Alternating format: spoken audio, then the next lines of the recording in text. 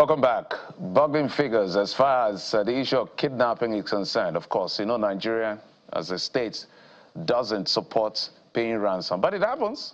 And those numbers are out there, even though they happened undercover, where people are paying through their nose, as they would like to say it, selling property just to get their loved ones out of kidnappers' den. But some people have done some great work in looking at the economy of kidnapping. As disturbing as that sound, is a reality. That is how these people are funded, which is why government frowns at it. But beyond frowning at it, something has to be done for it not to even happen in the first place. The prevalence is across the country, and that's why we're having this conversation. So as far as the issue of kidnapping and paying ransom is concerned, today on the program, we're doing two things. We'll speak with the experts who curated these numbers, tech persons who understand how to use technology to mitigate, and a victim who himself was incarcerated is a right word, was in kidnappers' den for over 50 days. Let's bring in our first set of guests on the program. Cheta Nwanze is a partner at SBM Intelligence, and Mr. Uduak Ekpo-Ufot is a telecoms expert and a member of the Akwa Ibom State House of Assembly. But today he wears the cap of somebody who understands the tech space. Let's come to you, Mr. Nwanze. Thank you so much for coming on the program, gentlemen. Thank you. Good morning. Mr. Nwanze, what I would like to always do when we have conversations like this, because perhaps our producer will be able to show some of the numbers. When I saw the figures that people had paid for ransom across the geopolitical zone, that's a running economy on its own. And so I totally agree to the extent that this is an economy in itself, as dark as it is. So first, how did you come about this figure? And how, just explain to us, maybe a few highlights that are very disturbing, and then we can build from that. Okay, thank you very much. I think first things first, I want to point out that we've been doing this report for 5 years now. The first one was in 2020. And what we do is, over the course of the year, we run something we call a security tracker. So we collate figures, we hear of incidents, we monitor as much as we can find, both incidents reported in the media, incidents we hear of, and we use a 3-step verification system. So if an incident is reported in 3 or more places, then we log it as true. If an incident is reported in only one place, especially if it's just on social media, we log it as doubtful. So those incidents do not make the report. But basically, it's monitoring chatter, traffic, whether it is on social media, whether it is in the news, and that's how we come about the figures. So let's speak to a few things, a few highlights here. I'm looking at the states, number of people kidnapped by states. Zamfara leads for 1,200 plus, Kaduna 629, Katsina 566, Sokoto you have 358, in fact, northern region, Niger, Borno. But what I'm interested in most is the figure here. I'm trying to get back to that particular part of the data where you talked about in terms of geopolitical distribution. Talk to us about those numbers. Some are as high as billions of naira in, I guess, the first quarter of 2025 alone. So the Northwest is clearly the epicenter. We have 43% of all incidents, and 62% of all victims are from the Northwest. I think it's important to point out that the figures, in terms of naira figures, are figures that we could verify. It's one thing that we're always at pains to say each time we publish these reports, and this is, like I said, this is the 5th year now, is the fact that it's clearly an undercount. In many cases, and I think that's very unfortunate, in many cases, I would say in most cases, people do not want to tell how much they paid. What we get to hear more often than not is how much was demanded, but not how much was actually paid. Some people will claim that they didn't pay, but later on, but in many cases, unfortunately, the police who would claim that nothing was paid as ransom. But then you would now hear from the people who were involved that, oh, something was indeed paid. And I would give an example. There was an incident in Abuja earlier in the year. A staff of the NUC whose family was kidnapped, and then the police later came out and said that, oh, that they released the surviving members of the family because sadly one of the members of the family was killed. But later on, we heard from staff of the NUC that, oh, that they collected a total of 30 million naira and delivered in bags to the kidnappers then. So it's definitely an undercount. But having said that, what I would like to draw out is a trend analysis starting from at least 2022. What we have seen is a sharp increase in the amounts demanded. Basically from 2023, the period of 2023, because it's a half-year thing that we do, basically July to June. So from 2023, we had 5 billion demanded. By the 2024 report, we had 10.9 billion demanded, and then this year, for this year's report, we had 48 billion demanded. What we're able to verify in terms of payments has also gone up, so from 302 million to 1.04 billion, and now to 2.57 billion. So clearly, this business, if we're to call it that, and I think that's an unfortunate way to classify something like this, is getting a bit more lucrative, and that is a tragedy. It's a big tragedy. I was looking at the numbers. I finally got to the numbers that were shown on the screen. 775 million naira. Borno leads with that. And then places like Delta, surprisingly, 227 million. And the list goes on. It's right there on your screen for our audience to check it out by SBM Intelligence, how people are spending money. And this has become more like a situation of a dark economy in that sense. Let's bring in Uduak, who is very vast in technology, although now he's in politics and a member of the assembly.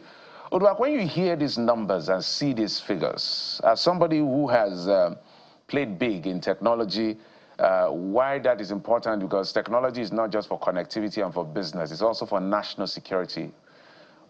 I'm sure you squirm. What do you make of it?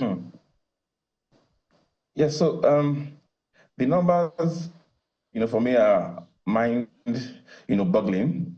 If you consider the total demands of 48 billion vis-a-vis Nigeria's GDP of 372 trillion naira for 2025, that amounts to 0.01, percent of the Nigeria kidnap industry.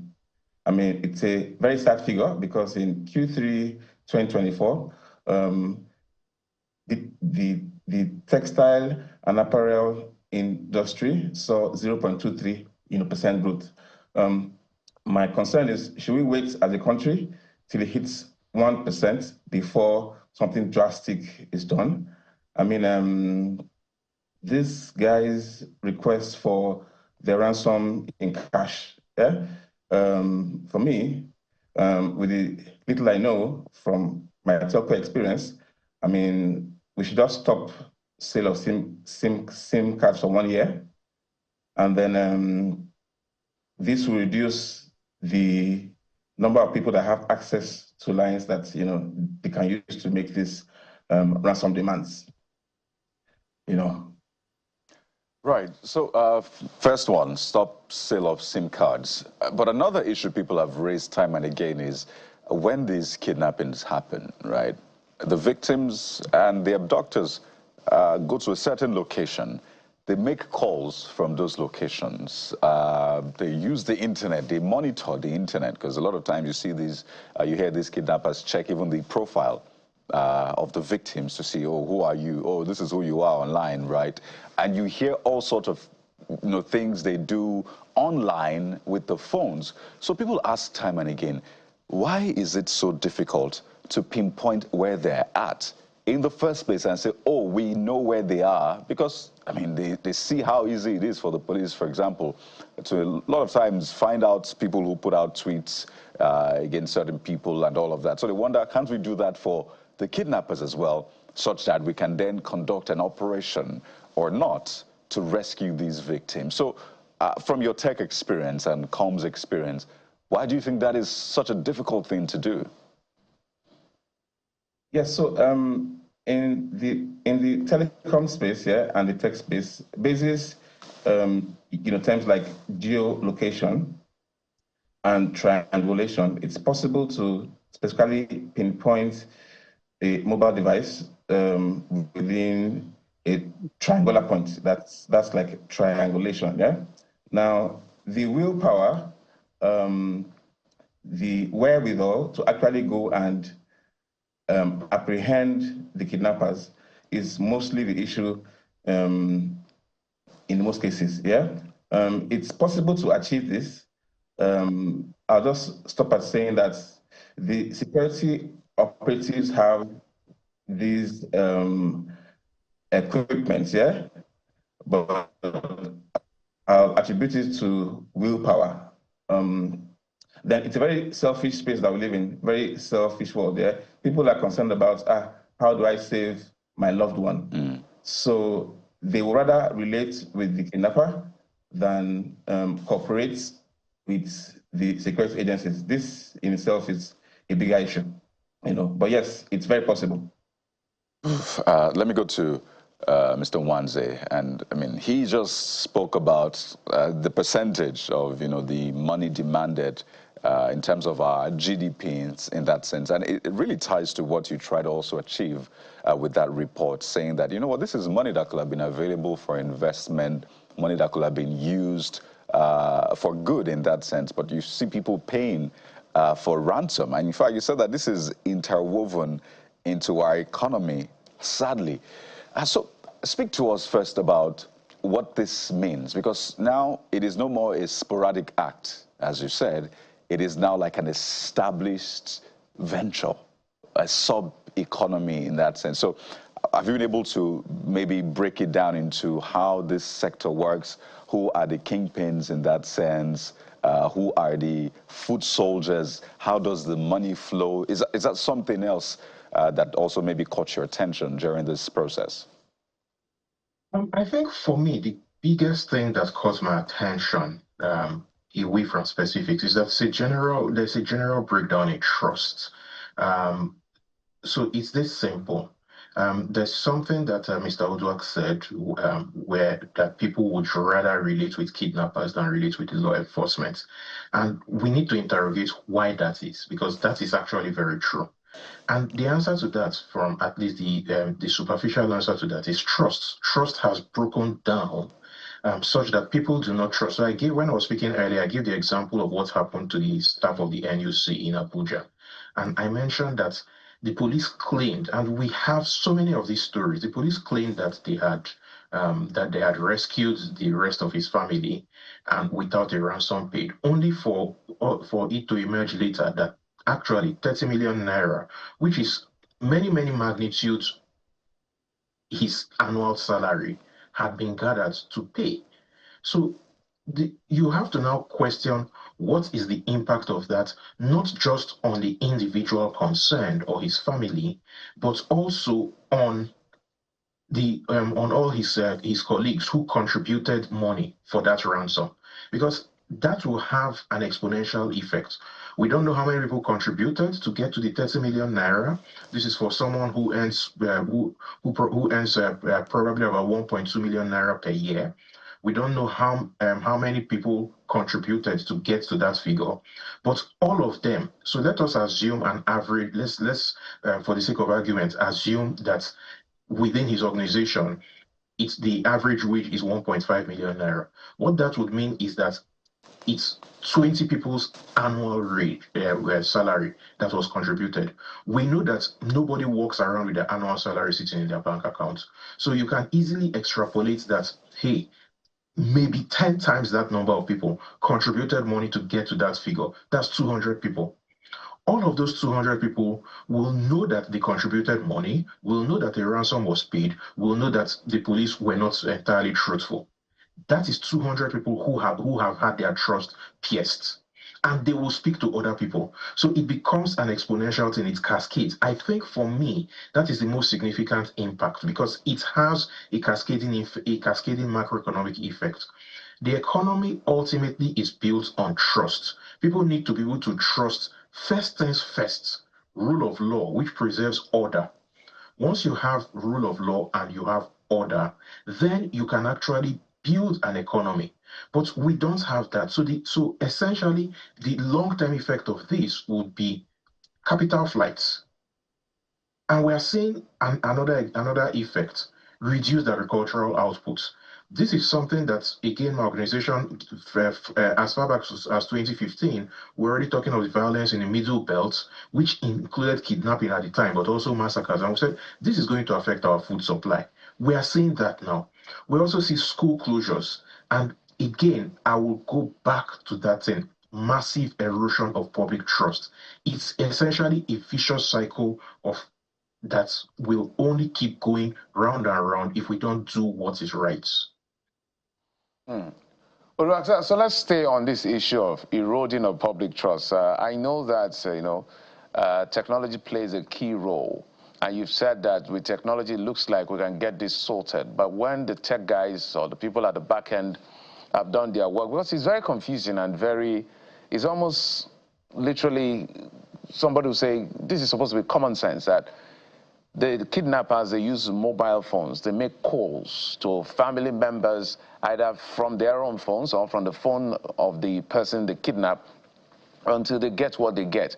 Why is it difficult to be able to get these people, while other lesser things, they are easily traceable? So do you see the point about public trust where people would rather save their loved ones first before they think of whatever shenanigans of what happens in between, so that they don't lose their loved ones?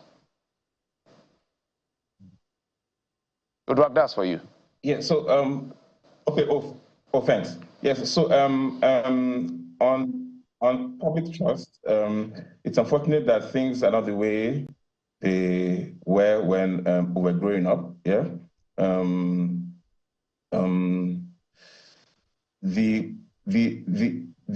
The crux of the matter for me is that if in 2021, Nigerian telcos lost 1.1 billion to the ban of SIM card sales and registrations, a mere 1 naira figure when you compare to 5 trillion in revenues in 1 year, for instance, yeah?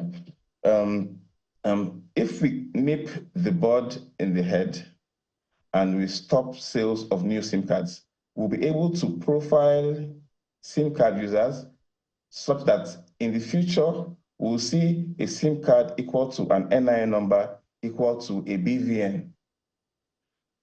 Now, what that will do is it will ensure that everybody who is anybody that can afford a phone is available, in the tech space, is a digital citizen. Now, for those in the rural areas, the banks today, the traditional banks, as we have known them to be, have not been overtaken to an extent by POS machines. Yeah. What we need to do to ensure that trust is increased is to ensure that, apart from stopping sales of SIM cards by telcos, we ensure that you only buy a SIM card from a bank or from a POS machine. Yeah. Whereupon you are supposed to put in details that will allow you to be traceable. When we achieve this, trust will increase, and the people will have more faith in looking forward to speaking to the security agencies, who are really, really up to their game in sorting these issues out. As a final note, I just want to say that it's sad the way we are right now in the country, security-wise. There's so many issues that we can't discuss in the public media like this. But I pray that the government finds a way to reduce kidnapping to the barest minimum, so that the next generation will not be worse than it currently is. Because the truth is, they're watching, right? They're watching very well, and they're seeing things playing out. They're looking at the response that this is getting. Let me go over to Mr. Nwanze yet again, and I talk about the mass abductions part of this, which sometimes is mind-boggling, hearing that people are kidnapped in their tens and dozens and just led to a certain place. And it's one of the breakdowns you did. You called it Nigeria's epidemic of mass abductions. I also saw the part where you spoke about the divine angle to this, where we've seen not just reverend fathers, but nuns and the rest also being targeted in this whole, sad scenarios. But look at the mass abductions, and I see yet again the Northwest leads with mass abductions. Katsina is second to Zamfara. Zamfara 1,064. Katsina 435, and then we see Kaduna 483. All of the big numbers are in northern Nigeria, also north central. But I see that, first of all, in the southwest, it is non-existent, literally almost non-existent. Well, there is some in south-south.